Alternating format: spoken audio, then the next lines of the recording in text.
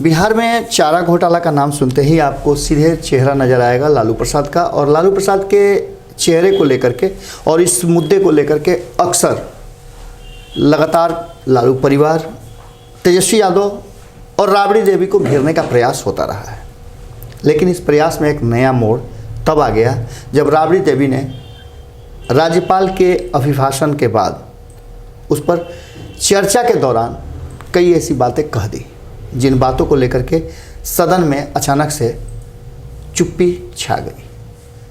आपको बता दें कि जिस तरह से आपको पता होगा कि चारा घोटाला मामले में लालू प्रसाद को 4 मामले हैं जिस मामलों में उनको सज़ा सुनाई गई है, और सज़ा वो झारखंड के जेल में काट रहे हैं। अस्वस्थ होने के कारण रिम्स में भर्ती हैं। इस बीच में केली बंगला को लेकर के बहुत सारी बातें हुई थी। इसके बाद 2020 के चुनाव और विधानसभा के अध्यक्ष के चयन प्रक्रिया से पूर्व एक फ़ोन की बात आई थी, उसको लेकर के भी बहुत सारा हंगामा हुआ था।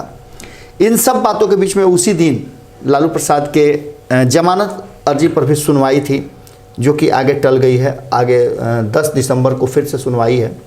संभावना व्यक्त की जा रही थी और उनके शुभचिंतकों को लग रहा था, उनके वकील को भी लग रहा था कि लालू प्रसाद आ जाएंगे। इस चारा घोटाला मामले की बात और इस पर जब चर्चा की बात सामने आ गई, जब इस पर उंगली उठाया जाता है तो कहीं ना कहीं मोर के पैर की तरह आरजेडी चाहे जितना भी सामाजिक सरोकार की बात कर ले, गरीब गुरबों की बात कर ले, या जिस चीज़ की भी बात कर ले, लेकिन वो मोर की पैर की तरह वहाँ देखने के बाद उसका सारा खुशी जो है वो काफूर हो जाता है। लेकिन राबड़ी देवी ने इन सारी चीज़ों पर जम करके सदन में अपनी बात रखी और इस पूरे मामले को एक साजिश के तहत लालू प्रसाद को फंसाने की बात उन्होंने कहा। राबड़ी देवी ने साफ तौर पे कहा कि 1990 से पहले जब चारा घोटाला हो रहा था, उससे पहले के लोग जब इसमें इन्वॉल्व थे, आरोपी बनाए गए थे, तो फिर लालू प्रसाद के साथ इतना अन्याय क्यों हो रहा था। लालू प्रसाद को इतनी बीमारियों के बाद जमानत नहीं मिलने दिया जा रहा है, जिस तरह की बातें उन्होंने कही। उन्होंने साफ तौर पे सदन में कई बातों का जवाब दिया। उन्होंने कहा कि लालू प्रसाद ने गरीब गुरबों को आवाज़ दिया। लालू यादव पर जब चर्चा हो रही थी सदन में, तो इस बीच में राबड़ी देवी ने सबकी बोलती बंद कर दी। आपको पता है कि सदन के सदस्य होने के साथ साथ राबड़ी देवी बिहार की पूर्व मुख्यमंत्री भी हैं, लंबे समय तक मुख्यमंत्री रह चुके हैं, और लालू प्रसाद की विरासत को उन्होंने कैरी किया है। इसके साथ साथ उनका लालू प्रसाद के साथ संबंध भी है, लालू प्रसाद की पत्नी है, और जब किसी पत्नी को के सामने उसके पति की बुराई की जा रहा हो तो वो बर्दाश्त नहीं कर पाती है। ये भी बातें सामने दिखी, और मुकेश सहनी जैसे ही खड़ा होकर के कुछ कहने लगे, उन्होंने साफ तौर पे कहा कि आप किसी सदन के सदस्य नहीं हैं, आपको तो इस सदन में होने का कोई अधिकार ही नहीं है, किस आधार पर, किस हैसियत से आप यहाँ बोल रहे हैं। इन सब बातों के बीच राबड़ी देवी ने लालू प्रसाद के उस फोन की बात को सीधे से नकारते हुए कई बातों का जवाब दिया। पहला तो उन्होंने ये कहा कि साजिश के तहत लालू प्रसाद जो गरीब गुरबों की आवाज़ बन रहे थे, गरीबों को ऊपर उठा रहे थे, ये बर्दाश्त नहीं हुआ बहुत सारे लोगों को, और लालू प्रसाद के बढ़ते जनाधार को देख करके कई लोगों ने एक साजिश की, और साजिश के तहत लालू प्रसाद को फंसाया गया। चारा घोटाला 1990 से पहले से चल रहा था, और 1990 में इसकी प्रक्रिया को क्यों शुरू किया गया, ये एक बात बहुत बड़ी बात थी। उसके साथ ही जब अनपढ़ वाली बात आई तो उन्होंने साफ तौर पे कहा कि ये हमसे क्यों पूछते हैं। आज़ादी के बाद से जिस तरह का माहौल था, जिस तरह से हम गांव देहात से आते थे, जहां स्कूल की व्यवस्था नहीं थी, शिक्षा को उतना ज़्यादा ही नहीं दिया तवज्जो नहीं दिया जा रहा था, पढ़ाई लिखाई के उतने संसाधन नहीं थे, और ऐसी स्थिति में अनपढ़ अगर हम रहे तो इसमें मेरा कोई दोष नहीं है।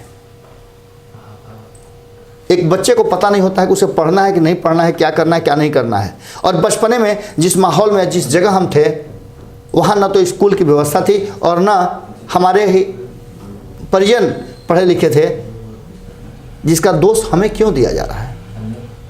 खैर, इन सब बातों को लेकर के कहीं ना कहीं चारा घोटाला मामले पर लालू प्रसाद पर जितने भी हमले हुए, उन सारे हमलों का जवाब राबड़ी देवी ने दिया, और राबड़ी देवी ने कहीं ना कहीं एक बात तो मान के चलिए कि सदन में जिस तरह से चारा घोटाले को लेकर के कई सारी बातें कही, पुरानी पुरानी बातों को दोहराया और कहा कि सिर्फ लालू प्रसाद ही क्यों, इससे पहले लोगों को जमानत मिली, कई लोगों को बरी भी कर दिया गया।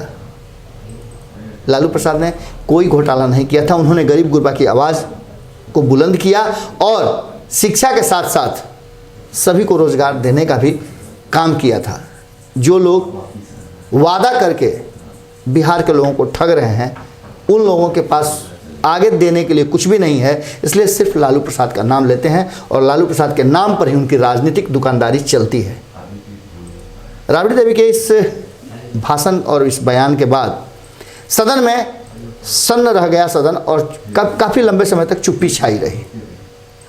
आपको बता दें कि राबड़ी देवी कम पढ़ी लिखी हैं, लेकिन जिस तरह से उन्होंने सदन की में बातों को अपनी रखा, उसे देख करके लग रहा था कि वो एक परिपक्व राजनीतिज्ञ की तरह बातें कर रही हैं। उनकी बातों को अक्सर आपने देखा होगा कि नीतीश कुमार भी बड़ी ध्यान से सुनते हैं। सदन की कार्रवाई तो समाप्त हो गई है, लेकिन राबड़ी देवी ने कहीं ना कहीं चारा घोटाले के मामले को उजागर करके और उसके पीछे की कहानी को, इनसाइड स्टोरी को बता करके एक सवाल जरूर छोड़ दिया है। इस सवाल का जवाब अगर आपके पास भी हो तो ज़रूर दीजिएगा, क्योंकि आपके जवाब बहुत ज़रूरी होते हैं। अगर आपने भारत लाइव को सब्सक्राइब नहीं किया है तो ज़रूर कर लीजिएगा, क्योंकि अच्छी और सच्ची खबरें बिल्कुल बिना नमक मिर्च के आपको इसी जगह मिलेगी। आपसे एक और आग्रह है कि आप सच्ची पत्रकारिता को सहयोग करना चाहते हैं तो हमारा UPI नंबर दिया हुआ है। हम आपसे आग्रह करेंगे कि 1 रुपया से लेकर के जितना तक आप हमें सहयोग कर सकते हैं ज़रूर कीजिएगा, क्योंकि सच्ची पत्रकारिता को जिंदा रखना आपके हाथ में है। नमस्कार। अगर ये वीडियो पसंद आई और वह बिहार के राजनीति और बिहारियत से सरोकार रखेनी तो सब्सक्राइब बटन दबा के चैनल के सब्सक्राइब कर ली। ओजे एगो घंटी बा, ओकरा बटन दबा देला से कुल सटीक और मारक खबर रुआ मुफ्त में मिल जाई। अगर रुआ पत्रकारिता के हमनी के नया प्रयोग में सहयोग कर चाहतानी तो ज्वाइन बटन दबा दी। पेटीएम नंबर नोट कर ली 9386 816 700। धन्यवाद।